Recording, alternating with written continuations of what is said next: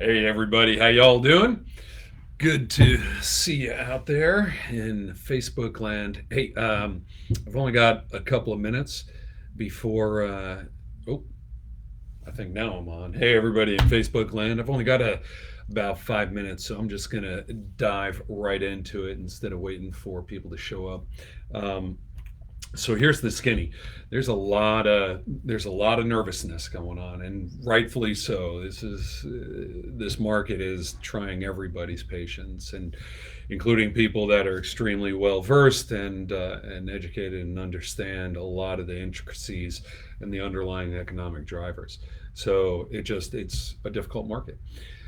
But here's my encouragement, and please hear my heart in this. Okay, I'm not saying that it's easy. Here's what I am saying is everybody that's out there saying we're going to crash, badness is coming, recession, corrections, all these things, they're really missing the point. The point is a simple supply and demand driven economy or real estate market right now, and that's true everywhere. Okay, and there's just not enough housing dwelling units for the amount of families that are looking to buy. So there is evidence that the market has cooled a little bit as a result of the interest rates that have gone up so quickly. Right, all the experts were predicting in December. They were predicting that the market rates were going to go up to, and I think the highest expert prediction was like 4.5%, and here we are over 5. Right, so and that's 30-year fixed. And it's only April. We're not even barely out of the first quarter. So here's the skinny. You're going to start hearing stuff that sounds like recession. You're going to start hearing stuff that sounds like bubble. You're going to start hearing stuff. Well, you continue to hear stuff that sounds like bubble. You're going to hear stuff that sounds like all those things. I want you to know that if you read the article, you're going to see what is the reality underneath it. And I want to give you an example. Okay, there was an article that just came out about the Fannie Mae housing forecast report that just came out. The title of the article was Mild Recession or Modest Recession Predicted in 2023 by Fannie Mae. Okay, but when you read the article, what the article actually starts out saying is, again, read the whole article. It starts out by saying, new sale constructions are going to grow by 2.3% this year, but then they're going to drop precipitously by 8% in 2023. Resales are going to drop 8.6% this year. That gets people freaked out. But you don't stop there. Read the article. What does it go on to say? That's just the number of transactions. And there's a reason for that. And it's because a lot of people refied into mortgages that are at 2.5% and 3%. And if I'm at 2.5%, I don't want to sell my house and get into a 6% mortgage.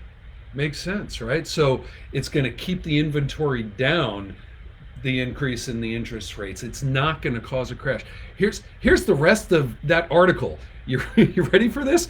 Talk about burying the lead.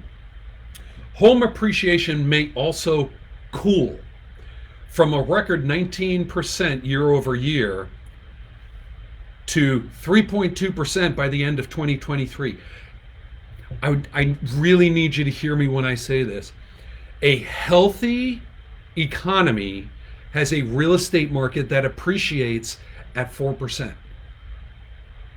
So when they say appreciation is going to cool to 3.2%, all they're saying is, hey, we're strong and we're going to normalize. But that's not what sells newspapers, and that's not what gets people to tune in.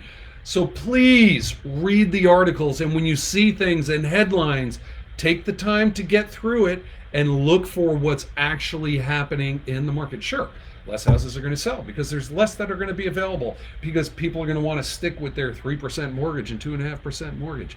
But prices are still going to appreciate. Real estate's still going to appreciate. And in a hyperinflationary market, your resources are best invested in an appreciating asset. The most secure appreciating asset across history is real estate. Last year, I was telling our buyers, look, I know the carousel feels like it's going fast and it's scary to get on, but you need to get on. And some of them did and some of them didn't, and I honor and respect both decisions, right? Our job is to make sure that you make a great decision that's well informed so you can make it with confidence. I want you to know that in Fairfax County, the average list price is $700,000.